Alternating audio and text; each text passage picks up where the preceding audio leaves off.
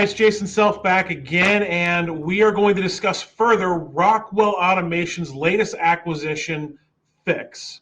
Now, last time we spoke with Sandy D'Souza, who's the Director of Channel Partnerships for Fiix, and we had a high-level overview of the organization. And today we're going to speak with Stuart Fergusson, who's the Director of Solutions Engineering. And Stuart's going to give us a deeper dive into the capabilities of the software. So Stuart, to start with, can you walk us through how a maintenance supervisor would typically start his day within Fiix? What are some of the key data points that would be of value to an individual in that position? Excellent question. And, starting from the start's right where we want to get to. Those people in charge of maintenance, in charge of the day-to-day, what information do they need to see and how do we present it to them? So key things really depends how far along your maintenance journey you are, right? If you're coming out of the gate, you're just starting to use a CMMS, you're starting to get your work orders in there, you want to keep an eye on your backlog. That's number one. It sounds straightforward and simple, but you'd be surprised how much stuff you're actually missing if you're not tracking this. And the first time you start tracking it, what we notice time after time with our new customers is they come in, they take a look, and they can't believe how much work they're actually missing that they just never tracked before. So we're going to start with overdue work orders, right? We're going to make sure we're on time. We're getting those things done. That bleeds into work order on-time completion, right? We're going to talk about schedule compliance. We're going to make sure that's all flowing properly. From there, we start getting into, how much reactive work are you doing versus preventative work? And then we're going to expand into parts and supplies, make sure all your stock is there, make sure everything's up to date and on time. And I can share what that kind of looks like on our end, right? So we want to start with a dashboard. So when you log into a CMMS, the first thing you're going to want to see is that information that you need to see. So you can see my screen there now. You'll notice I've built this administrator dashboard. First thing, big and top left, overdue work orders. That's what we want to go get after, right? This is the screen that you land on when you log in. So work requests, low stock items, schedule compliance. We really cater these to the metrics that you're looking to see. And these are all fully configurable, right? Tweak these, move them around, adjust them. You can even blow that up if you want to make sure that that's the focal point. And more importantly, we want this catered to those who need to see it. So for example, your maintenance manager, this might be what they really care about. But if you have people logging in who are on the shift, right? Turning wrenches, actually getting the work done. What's open, what's closed, pending review, right? What does their day look like? You can organize dashboards so that the key metrics that you need to see are shown to the right people. That's really the key there. Well, there's a lot of information there. How can a client keep track of all their critical assets within Fiix? So what kind of information can be stored within those assets? Great question. When we start thinking about, the work orders and the assets, how we link those together, it all boils down to that asset record, right? And when we go into our assets, we really allow our customers to put a lot of information in there, right? So I'm going to go in. There's a pretty common cartoner. By the way, I have a consumer goods site that we're walking through today. That's my background. I worked for P&G for years, so consumer goods is right up my alley. But if we take a look at something typical like a cartoner, when we come in here, this is really the depth of knowledge that we start to get into with the asset, right? So we want to take all that high level information, right? Your make, model, serial number, your basic stuff. We get into our parts of bill of materials, right? This is obviously a small subsection of what a full bill of materials would be, but we want to build that out so that any parts that belong to this asset, you know what they are, where they are, how many of them you have, and how many are on this particular piece of equipment, right?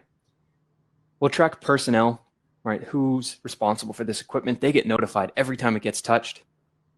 The warranty, original purchase price, businesses, right? So if you're tracking your service providers, your original vendors, all that can be stored in here with their contact information ready and loaded, all set to go. We can do metering and events as well, right? So we really want to push our customers to move to condition and throughput-based maintenance, which I think we're going to touch on a bit later, but this is really where that comes in, right? We track all these meter readings against assets. So as you're doing routes, as you're bringing this stuff into the system, we can start doing maintenance based off of this. And the last thing I want to touch on for critical asset information, which a lot of people overlook, right? They say, okay, I put all my information in, we're good. When you get an asset, there are some critical pieces that you get with that asset that hold a lot more information than your CMMS does. For example, your technical guide or your user manual, your troubleshooting guide, whatever they send with that tends to be digital these days, right? So it's something that we have built into the system so that you can just drag and drop that right in against the asset, so that all that critical information is at your fingertips while you're working with this. And I know this is on your main computer to begin with, so it's not as valuable here, but when we talk about critical asset information, if I jump over and bring up my iPad, you'll notice these QR codes that we've printed everywhere. If I'm in my iPad app, I scan that, bring it up to my QR code, which is tough because it's on a screen. There we go. We have our Cartner asset, all that same information, right? Our bill of materials, all our work orders, the meter readings, and most importantly, your files. So I've attached a simple brochure here, but you can see we're a scan and a click away from that manual, away from that troubleshooting guide, right? We're not running around trying to find the right documentation, trying to get a laptop open beside the line. It's right there on your mobile device.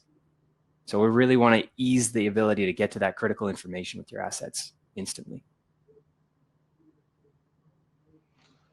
Well, I can definitely see how that would help a lot of our clients organizing the materials that they have. And, you touched on this a little bit already. How does this move a client from a reactive maintenance over to a time-based maintenance by creating, their own work orders for things? Great question. So when you start tracking this information, right, you have all your asset information in there, you're doing work orders in the system now, you start to see, what's happening consistently. Or you might have that already from your manuals and guides and, OEM specified maintenance periods. So what we really want to do is leverage what we call our scheduled maintenance capability so that we're automatically creating those work orders before they need to get done. So what that looks like, if I go into, a simple pick-off cleaning and inspection, right? This is very common for Cartners. You get that corrugate buildup, the suction cups don't work. You got to go in there and clean them. Usually daily, sometimes, shiftly. When you come into here though, the main thing we want to show is this is the perfect work order, right? We want to create the perfect work order in a template. And then we want to set triggers to that. So when we're talking about moving from reactive to preventative, right, the piece of paper doesn't really change. What changes is your ability to react and execute, right? So if we know this is coming up, we're not going to wait until, we start mispicking like crazy, right? We're going to generate this by a schedule that happens every day at the same time, at the start of every shift.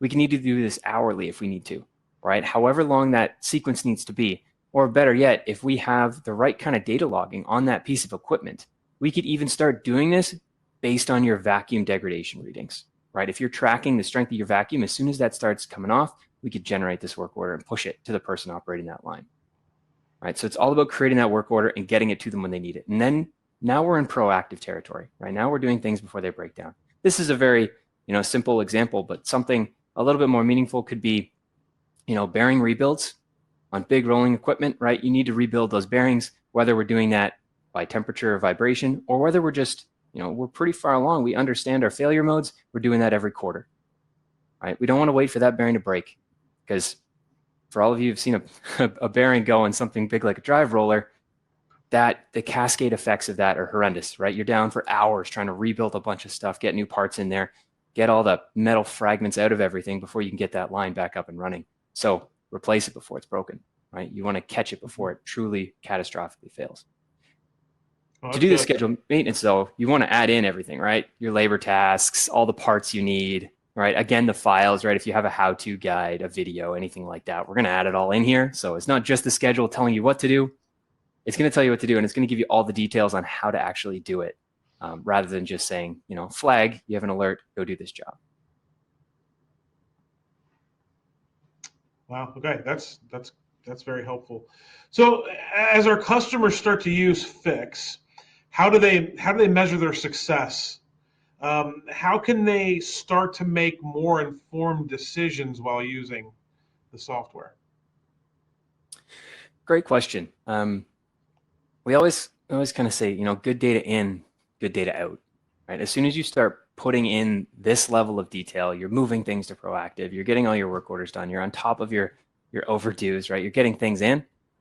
Now we start looking Looking at those lagging metrics, right? You have your leading metrics. We want to stay on top of those counting stats that you can affect every day. And we want to look at your lagging metrics. How are you doing?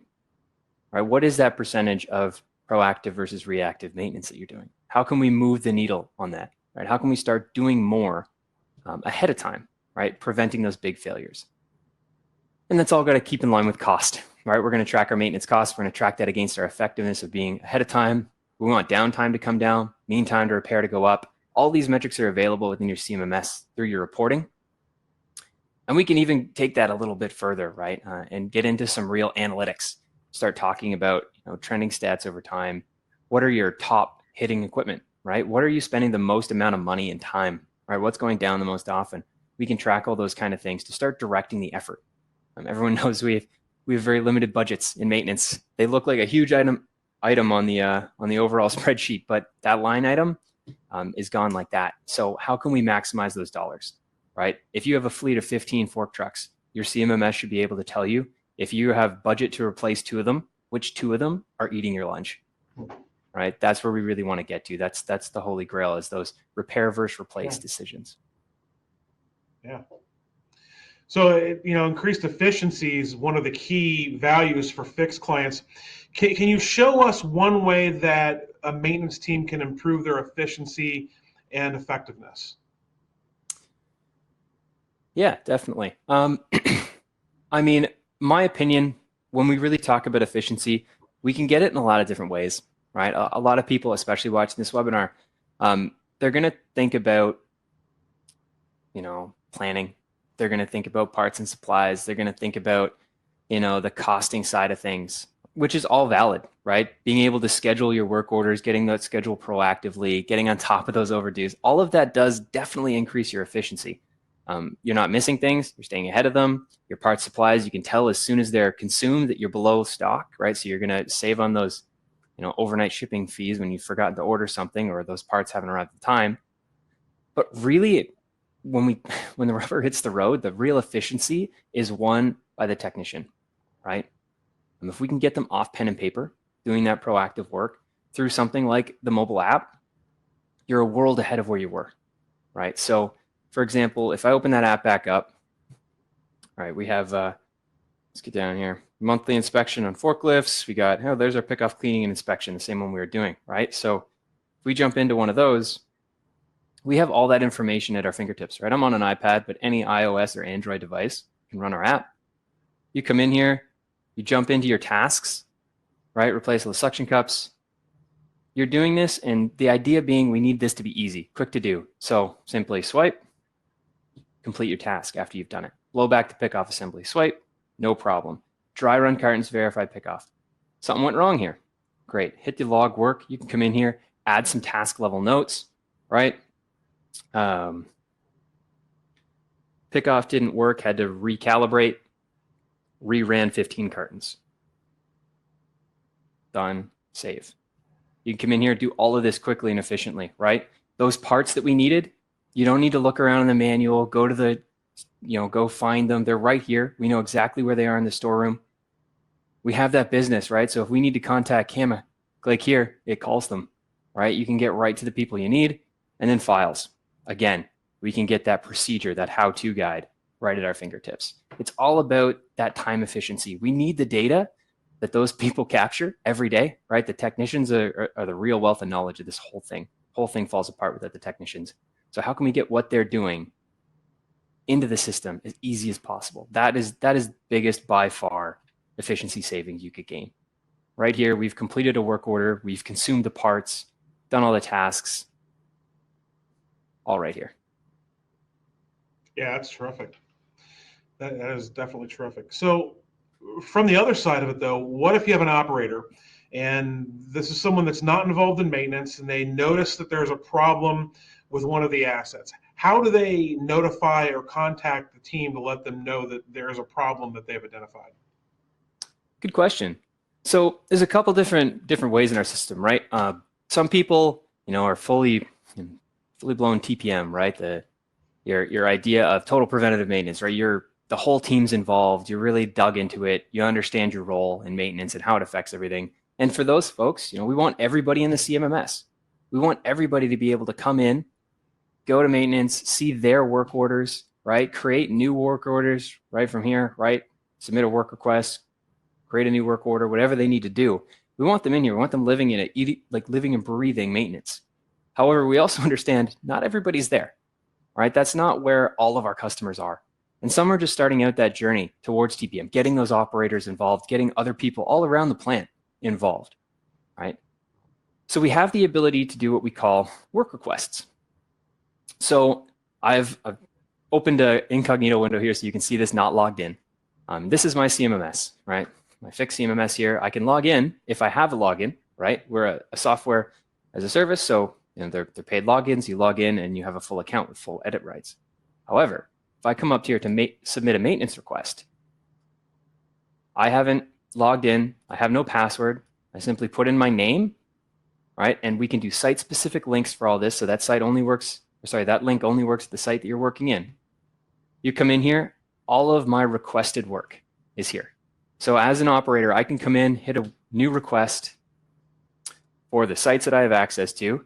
Cartner, mispicking. Crazy. Assets. We're going to do that A49 Cartner.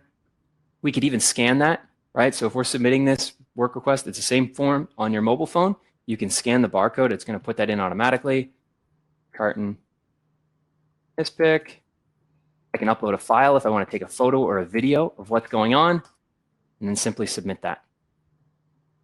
That's in here. Submitted today, registered as me. I can come in, I can see all the changes to this, right? So if I go back here, something that's open, that's been opened up, something closed completed, I can come in here, who it was assigned to, last updated status, right? What happened to it, all of that kind of stuff. I can see, I can follow through on what I've requested, right? Which is really important for that, to close that out. If we go back over to our work request now, you see our work request just went up to 13. I got a new one in here. Okay, there's our Cartner mispicking like crazy. Now as the maintenance manager, I get an alert that I have a new requested. I come in here, I can change this status. Okay, that's open. It's going to be corrective because it's happening right now. High priority. We got to get somebody out there and it's got to get done today. Right, and then I can go ahead and assign that. Any member of a team, assign it to my weekend crew. I can assign it to, I can even assign it to myself actually. Let's send it to Tommy though. Tommy's got to go get that done. And we can add any other notes, any other work instructions we want him to go do, or simply hit your save button. Tommy just got an alert on his mobile device that, oh, I have a new work order. I got to get over to the Cartner on line 1 right now. All right, we want to close that quickly. Well, thanks for your time today, Stuart. We've really enjoyed learning about the capabilities and functionality of Fiix. I think this is going to be a great solution for a lot of our customers. If you're interested in learning more about Fiix, please reach out to your CBT account manager, and they'll be happy to get you more information.